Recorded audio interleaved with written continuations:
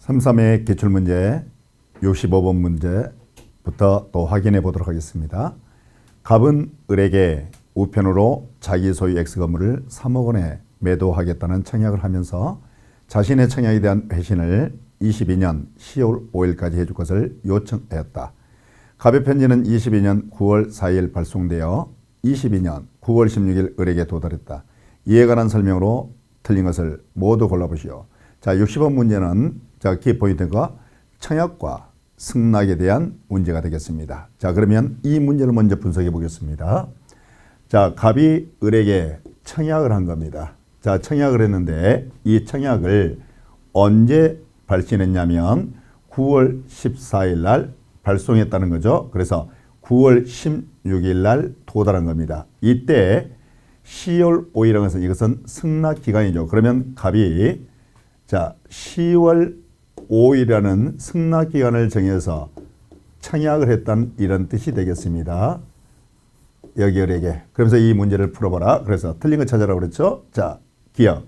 갑이 22년 9월 23일 자신의 청약을 처리한 경우에 특별한 사정이 없는 한 갑의 청약은 효력을 잃는다. 자, 여러분, 청약이라는 것은 상대방한테 도달했을 때 효력이 발생하는 겁니다. 따라서 이 도달 후에는 요 청약을 처리하지 못하죠. 그러면 9월 16일 날 이 청약이 상대방에 도달한 거죠. 그러면 16일 날부터 이 청약은 효력이 발생하죠. 언제까지 되겠죠?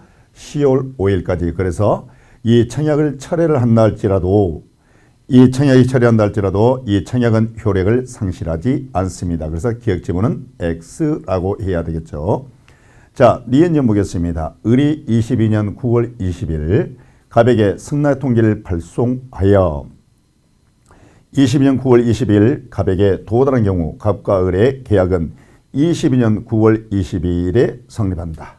자, 그러면 지금 리엔지문은 상대방이 지금 9월 20일 날 승낙의 통지를 발송해서 9월 20일 날 도달했다 이런 뜻입니다. 자, 우리가 격자 사이의 계약 성립 시기는 승낙의 의사표를 발송한 때 계약 성립합니다. 여러분께서는 이처럼 발신일과 도달일이 서로 다르면 이건 격지자라 보면 되겠죠. 그러면 이건 격자 사이가 되니까 승낙의 의사표를 발송한 9월 20날 계약이 성립하는 것이지 9월 20일 날 성립한 게 아니겠죠. 그래서 이 지문도 X가 되겠습니다.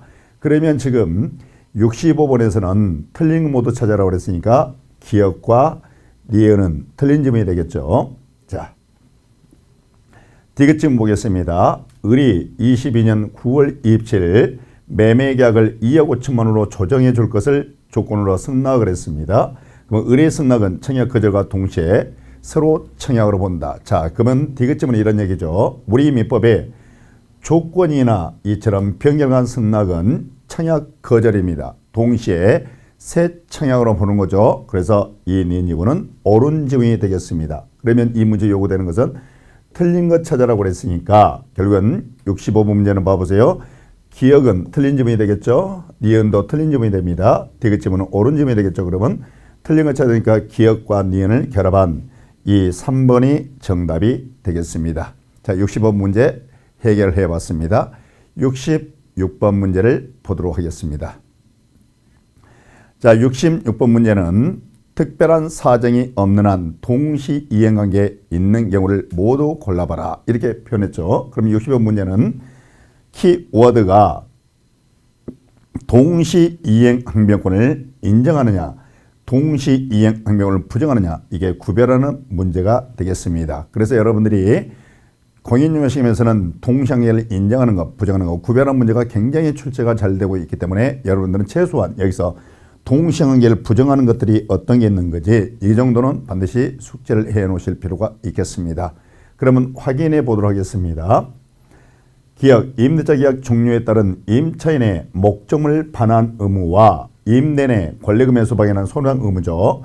이게 동시하냐? 자, 우리가 임차 계약이 종료하게 되면 임대인의 보증금 반환과 임차인의 목적물 반환은 동시 이행관계에 있지만은 임차인의 목적을 반환 의무와 임대인의 권리금 회수 방해로 인한 손해배상 의무는 서로 관련이 없기 때문에 이건 동시 이행관계가 아닙니다. 그래서 기억은 동시행관계가 부정되는 거죠. 니은입니다. 주택임대보호법상 임차권 등기 명령에 따라 행해진 임차권 등기 말소 의무와 임대 내 보증금 반환 의무죠. 자, 우리가 주임법에서 임차권 등기 명령 있죠. 이 제도에 따라서 임차권 등기가 행해집니다. 그러면 이때 임차권 등기는 담보권이라고 여러분들은 이해하셔야 됩니다. 자, 담보권 말소 관계와 채무 변제는 동시 이행 관계가 아니기 때문에 임차인의 임차권 등기 말소 관계와 임대 내 보증금 반환은 동시 이행 관계가 아니라 임대 내 보증금 반환이 선이행이 돼야 되겠습니다. 그러면 니은도 동시행 관계가 인정되지 않고 있습니다. 이것입니다. 우리가 구분소적 공유관계를 해소하는 방법은 공유 지분권자 사원의 지분의 이전 느낌 방식으로 하죠. 그럼 이는 동시 이행 관계가 되겠습니다. 그래서 이 문제는 동시 이행 관계가 인정되는 걸 찾아라고 그랬으니까 인정되는 경우는 이 질문밖에 없겠죠. 그래서 정답은 2번이 되겠죠. 자, 그러면 67번 문제를 보도록 하겠습니다.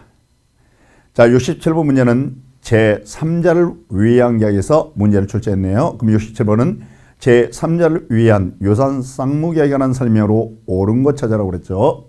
1번 질문 보겠습니다. 제3자를 위한 계약의 당사자는 요약자, 낙약자, 수익자라고 그랬죠.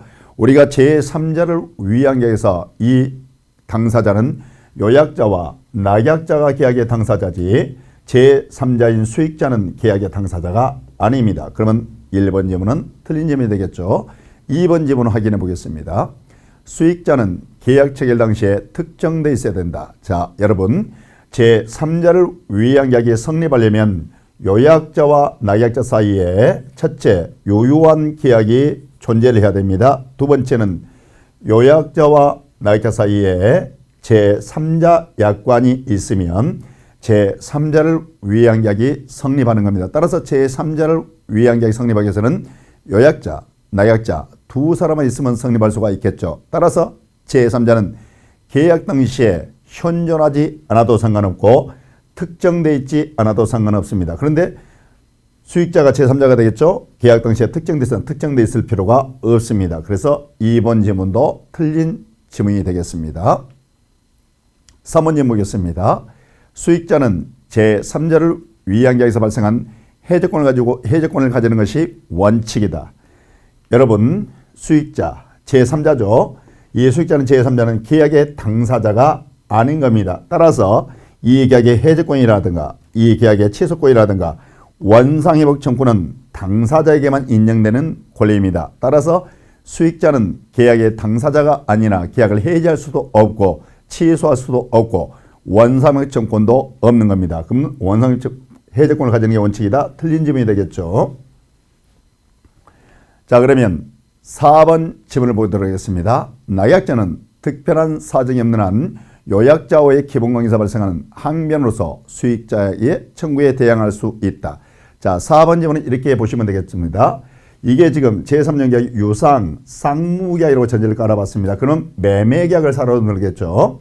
예를 들어서 요약자와 낙약자 사이에 매매계약이 체결됐습니다. 그럼 이런 뜻이 되겠죠. 을 매매계약을 체결하면서 요 대금은 누구한테? 수익자한테 지급하려 약정했다 이렇게 하면 되겠죠. 그러면 이때 매도인 요약자가 소유권을 이전해 주지 않습니다. 그럼 매수인 낙약자는 대금 지급을 거절할 수 있는 동시이행 항명권을 가지고 있겠죠. 그러면 이때 이 항명권은 요 요약자와 낙약자 수익자 사이에 계약에서 발생하는 항명권 아닙니까? 그럼 이때 수익자가 대금 지급을 청구했을 때 이 낙약자가 아직 소유권 이전받지 못했음을 이유로 이 수익자에게 대금 지급을 거절할 수 있냐는 거죠. 거절할 수가 있습니다. 따라서 낙약자는 특별한 사정으로는 요약자와의 기본관계에서 발생하는 항변을 가지고 수익자에게 대항할 수가 있습니다. 그래서 3번은 옳은 집이 되겠죠. 그래서 이 67번에서 요구되는 정답이 되겠습니다. 그럼 5번 지문도 확인해 보도록 할게요. 요약자는 특별한 사정이 없는 한 수익자의 동의 없이 낙약자의 이행불능을 이유로 계약을 해지할 수 없다. 이런 거죠. 자, 요약자가 계약의 당사자인 겁니다. 따라서 이때 이 해제권은 계약당의 요약자나 낙약자의 권리이기 때문에 이 낙약자의 이행불능으로 요약자가 이 계약을 해지하기 위해서는 수익자 동의가 필요가 없습니다. 그래서 요약자나 낙약자는 수익자 동의 없이 이 계약을 해지할 수 있습니다. 그런데 지문에 동의 없이 해지할 수 없다 그랬으니까 이 지문 또한 틀렸겠죠. 그래서 정답은 4번이 이렇게 되는 겁니다. 이렇게 차분하게 이 문제를 확인하시면 이와 같이 답을 여러분들이 쉽게 고를 수 있지 않을까 싶습니다. 쉬었다가 계속 수업을 진행하도록 하겠습니다.